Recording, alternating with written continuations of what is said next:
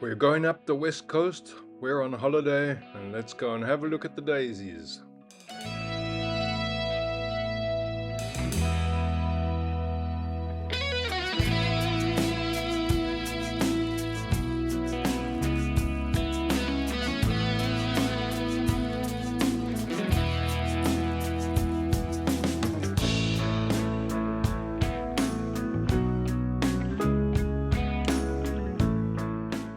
Look at the lines that the farmers have left between the cultivated and the natural vegetation.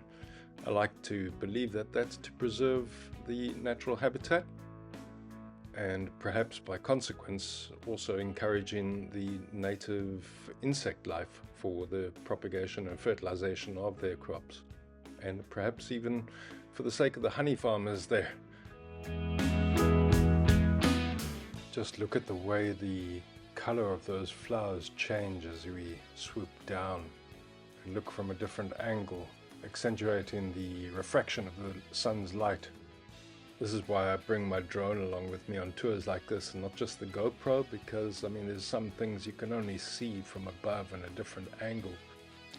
Noticing the rock formations around this Piketberg area, I remembered that this part of the Western Cape region is part of the Cape Fold Belt, a 1,300 kilometer long fold and thrust of mountain belt that formed during the Permian period 300 to 250 million years ago.